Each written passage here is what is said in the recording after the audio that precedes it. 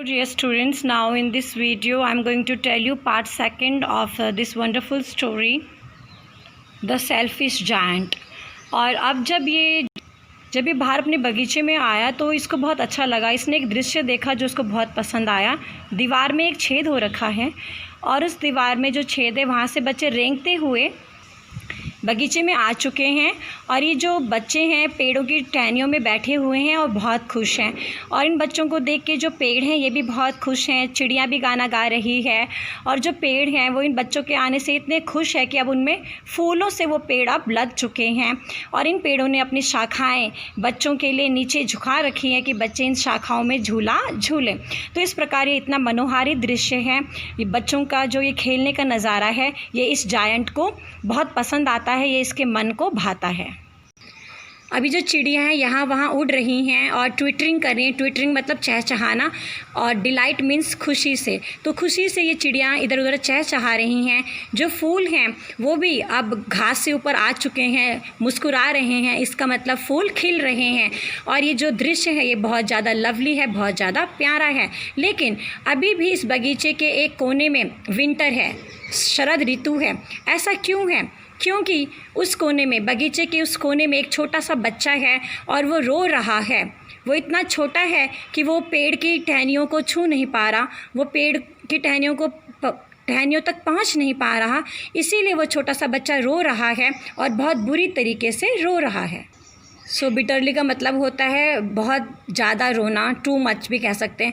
अब जो बेचारा पेड़ है इसने भी अपनी टहनियाँ नीचे झुकाई, लेकिन फिर भी वो बच्चा इसको छू नहीं पाया। और जो ये पेड़ है अभी भी पाले की वजह से ये भरा हुआ है, पाला और बर्फ़ से ये पेड़ ढका हुआ है। अब इस पेड़ ने बच्चे को बोला कि बेटा आओ, ऊपर आओ और मेरे टहनियों में चढ़ो, लेकिन अपनी टहनियाँ झुकाई। लेकिन ये बच्चा इतना टाइनी है, इतना स्मॉल है, इतना छोटा है कि ये चढ़ नहीं पाया। और क्योंकि और अभी जो ये वृक्ष है, ये जो पेड़ है अभी भी बर्फ़ से लदा हुआ है और जो नॉर्थ विंड है इसके ऊपर उड़ रही है, रोरिंग कर रही है, गरज रही है, दहाड़ रही है। अब जब दानव ने ये दृश्य देखा तो उसका दिल पिघल गया। यहाँ पे हार्ट मेल्ट का मतलब है दिल में दया आना, है ना। उसको बहुत दया आई। उसने कहा कि मैं कितना स्वार्थी था, मैंने जो किया कितना बुरा किया, इसीलिए मेरे बगीचे में वसंत ऋतु का आगमन नहीं हुआ। और मैं इस बच्चे को अब इस वृक्ष के ऊपर बैठाऊंगा और उसके बाद में अपने बगीचे के चारों तरफ जो मैंने ऊंची दीवार खड़ी की है उस दीवार को तोड़ूंगा। और आज के बाद जो मेरा ये बगीचा है ये बच्चों का प्लेग्राउंड बनेगा और बच्चे यहाँ पे मज़े से खेलेंगे। और मुझे बहुत ज़्यादा बुरा लग रहा है कि जो मैंने किया, मैंने बहुत गलत किया कि मैंने बगीचे के चारों तरफ ऊँची दीवार बनाई है, मैंने बहुत गलत किया। सो यहाँ पे जो ये वर्ड है बेटा, knock down the wall, it means damage करना, तोड़ना। नॉक डाउन का मतलब डिस्ट्रॉय करना। मैं इस दीवार को तोड़ दूँगा, इस प्रकार दानव ने कहा। अब उसके बाद जब दानव ने ऐसे देखा तो धीरे धीरे वो आया, उसने दरवाज़ा खोला, बहुत धीरे से दरवाज़ा खोला और अपने बगीचे में गया। तो जैसे ही दानव बगीचे में गया बच्चों ने देखा और वो डर गए। फ्राइटेंड मीन्स डर गए, एफ्रेड हो गए, डर गए और वहाँ से भाग गए। दोबारा से बगीचे में शरद ऋतु हो गई। और जब लेकिन छोटा सा जो बच्चा है वो दानव को देख नहीं पाया क्योंकि जो उसकी आंखें थी वो आंसुओं से भरी हुई थी। अब ये जायंट दानव धीरे धीरे उसके पास गया और बच्चे को जेंटली मतलब सॉफ्टली, प्यार से उस बच्चे को उठाया और पेड़ के ऊपर बिठाया।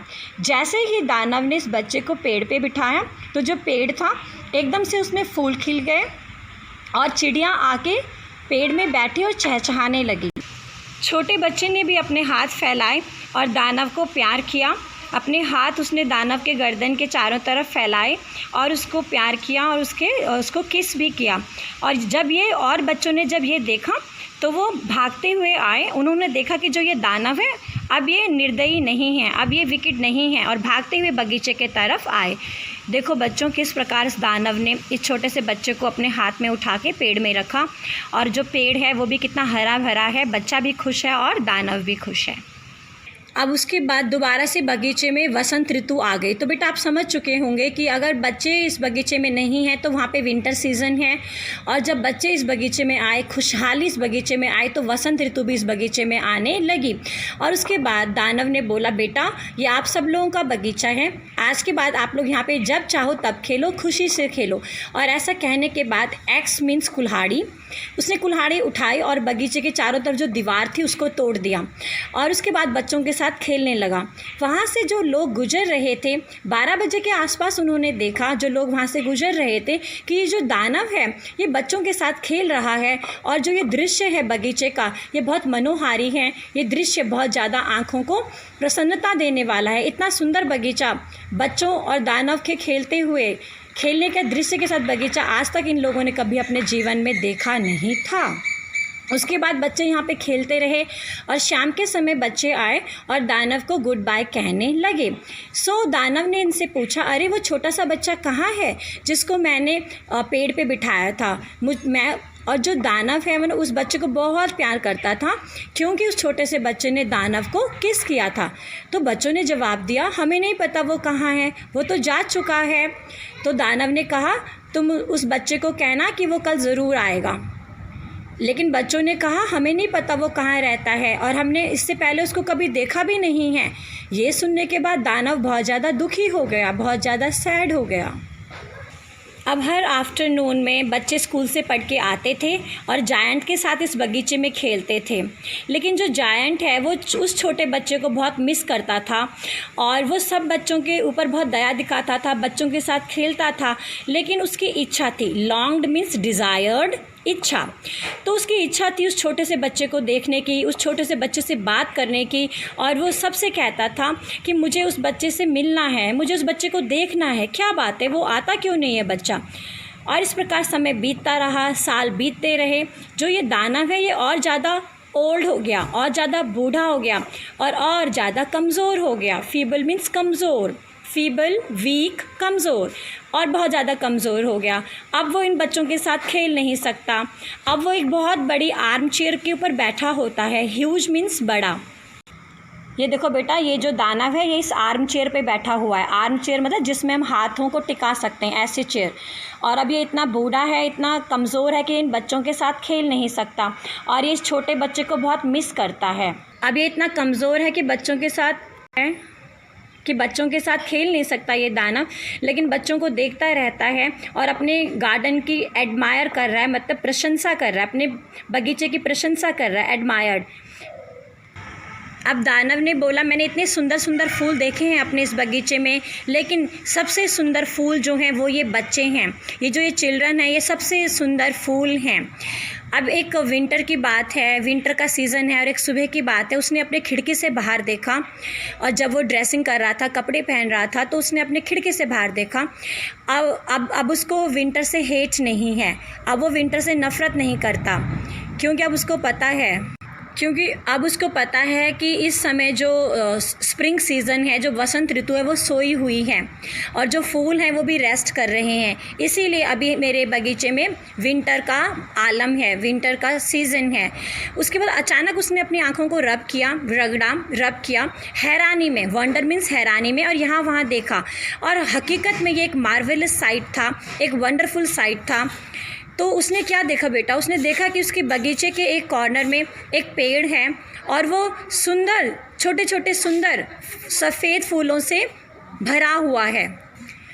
तो ये उसकी ज़िंदगी में बहुत अच्छा वंडरफुल उसको साइट लगा। साइट मीन्स नज़ारा, दृश्य।